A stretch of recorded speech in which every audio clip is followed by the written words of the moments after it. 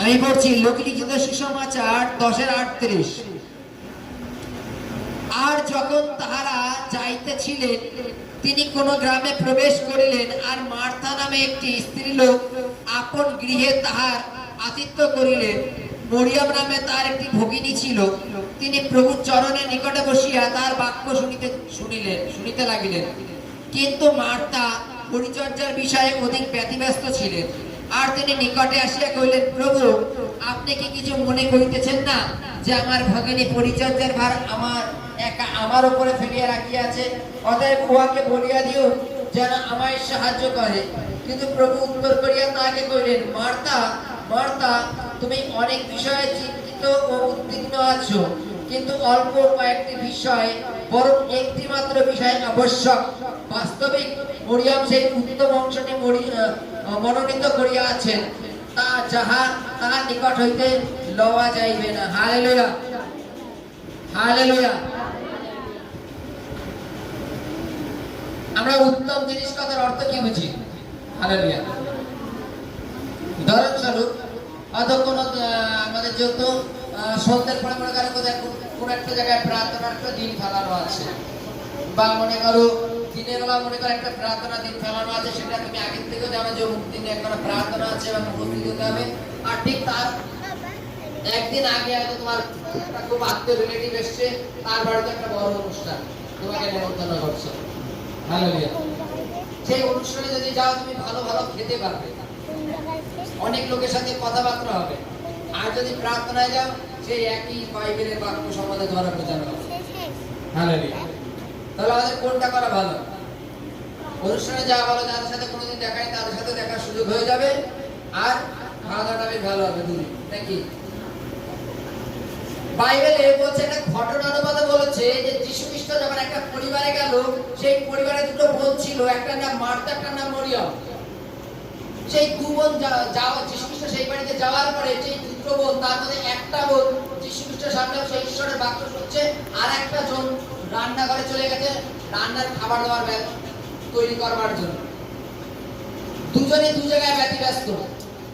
যে রান্নাঘরে আছে সে যীশু খ্রিস্টকে এসে বলছে, প্রভু, আপনি মা মরিয়মকে বলুন যেন সে আমার সাথে গিয়ে রান্নাঘরে হেল্প করে।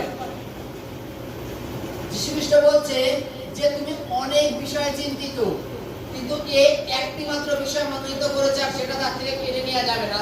এ মনোনীত করেছে যে ঈশ্বরের মুখের বাক্য শোনা। হালেলুয়া। ঈশ্বরের বাক্য শোনা। আমরা যদি দেখি কখনো যে একটা ঘটনা আমরা পড়েছিলাম, যে ধনবান আর লাজার, সেই ধনবান আব্রাহামকে বলছেন, আব্রাহাম, আপনি লাজারকে কয়েক ঘন্টার জন্য আমার বাড়িতে পাঠিয়ে দিন, আর যেন সে আমার ভাইদেরকে বলে যে তোমার ভাই নরকে যাতনা পাচ্ছে, তোমরা পাপ কাজ করো না, পাপের থেকে যেন ফিরে আসে। আব্রাহাম তাকে বলেছিল যে জগতে মসজিদ, গ্রন্থ, ভাববাদীগণ আছে, তারা যদি তাদের কথা না শুনে স্বর্গরাজ্যের থেকে কেউ আসলেও বিশ্বাস করবে না। এবার মনে করো, ইনকেস লাজার, সেই ঘায়ে ভরা লাজার আসলো সেই ধনবানের ভাইদের কাছে, তারা ভাইরা কি করবে? শেষ বল কি খাওয়া দাওয়া করবে, খাওয়া দাওয়া কর আর চলে যাও, অনেক কথা শোনার সময় নেই। এবং ঠিক আছে, তুই ওখানে গেছিলি, বল কি কি ফ্যাসিলিটি দেখলি, কি কি আছে, সেই বৃত্তান্ত বলতে বলতে সময় কেটে যাবে। সে খানিকক্ষণ সময় চেয়ে নিয়ে এসেছিল ঈশ্বরের কাছ থেকে, তাই তো? তদানুসারে এখানে কি বলছে, মার্থা মরিয়ম, যীশু খ্রিস্ট যখন মার্থা মরিয়মের বাড়ি এসে, সে কিন্তু মানে লাইফ টাইম থাকার জন্য আসেনি, খানিকক্ষণের জন্য এসেছেন। কিন্তু ওই সময়টুকু যখন আমরা ঈশ্বরের বাক্যের জন্য আকাঙ্ক্ষী থাকি, আমরা বাক্যের জন্য যেন আরো আকাঙ্ক্ষী হই, এবং যখন বাক্য শুনবার একটা ভালো জায়গা আছে, তখন আমরা কেন শুনবো না? হালেলুয়া। মনে করো উদাহরণ, যীশু খ্রিস্ট সেই বাড়িতে গেছেন, সেই বাড়িতে আমার হাতে নড়া দিস না। সেই 1 ঘন্টা মতো থাকার মধ্যে তোমার কি করা উচিত? বন্ধুকে মার্থা না মরিয়ম? মরিয়ম যে কিনা ঈশ্বরের বাক্য শুনছে, আর মার্থা সে রান্নাঘরে রান্নায় ব্যতিব্যস্ত হওয়ার জন্য এখানে যে যীশুর বাক্য বলছে, সেই বাক্যটা তার মাথায় ঢোকে না। আমি হাতে ধরবো। জগতে খেয়ে দিয়ে আমরা পরিপূর্ণ হওয়া, আর আত্মায় বেড়ে উঠে অনন্ত জীবন পাওয়া, আকাশ আর পাতাল। যদি আমরা জাগতিক খাওয়া দাওয়া করে আমরা কতদিন জীবিত থাকবো? 60 বছর, 70 বছর, 80 বছর। যদি আমরা ঈশ্বরের বাক্য শুনি, আমরা যদি মন পরিবর্তন করি এবং আমাদের যদি পাপটাকে গুলোকে দূর করে দিই, তাহলে আমরা কতদিন বাঁচবো? অনন্ত জীবনের জন্য। হালেলুয়া। আমরা কতদিন? অনন্ত জীবনের জন্য। বাইবেলে যীশু খ্রিস্ট বলছেন যে তুমি অনেক বিষয় চিন্তিত, কিন্তু এই মরিয়ম মাত্র একটা বিষয়ে সে চুজ করে নিয়েছে, আমি সেটা তার থেকে কেড়ে নিতে পারবো না। আমার হাতে আমি এটা বলতে পারবো না যে মরিয়ম তুমি এখন বাক্য শোনা বাদ দিয়ে যাও, মার্তার সাথে গিয়ে তুমি রান্না করে হেল্প করো।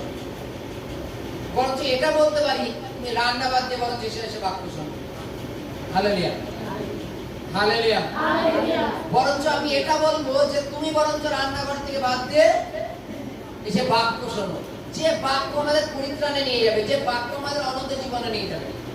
একটা জিনিস মানি আমরা, যত আমরা আলোচনা করব, যত আমরা বাক্যের দিকে মন দেবো, তত দেখবো আমাদের জীবনের জট সেটা কেটে যায়। মানো, মনে করো তুমি একটা কোনো একটা সমস্যায় জড়িয়ে আছো। তুমি যদি মনে করো না আমি ঘরে শুয়ে থাকবো, চোখে জলে শুধু প্রার্থনা করবো, সকালবেলা উঠে যদি যেন দেখি কাজ হয়ে গেছে। তুমি যদি তোমারটাকে শেয়ার না করো, কাউকে যদি না বলো, তাহলে তোমার জট কোনোদিনই কাটবে না। তোমার ঘুমানো আর স্বপ্ন দেখা, মনে মনে ভাবা, সকালে উঠে ওটাকে মানে অবাস্তবায়িত হওয়া, মানে ওটা সম্ভব না, এটা হয় না। আজকে যদি তুমি বাক্য শোনো তাহলে তুমি পরিবর্তন হবা। আজকে মরিয়ম যীশু খ্রিস্টর পায়ের সামনে বসে যীশু খ্রিস্ট মুখে যা বাক্য বলছেন সে বাক্য মনোযোগ দিয়ে শুনছে। আর তার বোন এসে বলছে যে প্রভু আপনি মরিয়মকে বলুন না যেন আমার সাথে গিয়ে একটু হেল্প করে রান্না করেন। যীশু খ্রিস্ট বলছে এই উত্তম জায়গাটা চুজ করেছে, এই উত্তম জিনিসটা মনোনীত করেছে, আমি এই মনোনীত জিনিসটাকে আমি ওর থেকে কেড়ে নিতে পারবো না। হালেলুয়া। উদাহরণ যেমন বললাম যে একটা অনুষ্ঠান বাড়িতে আর এক জায়গায় প্রার্থনা, দুটোর মধ্যে চুজ করার দায়িত্ব তোমার।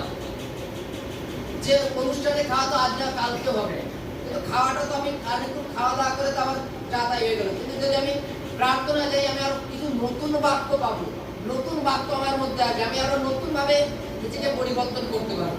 Hallelujah, hallelujah, hallelujah.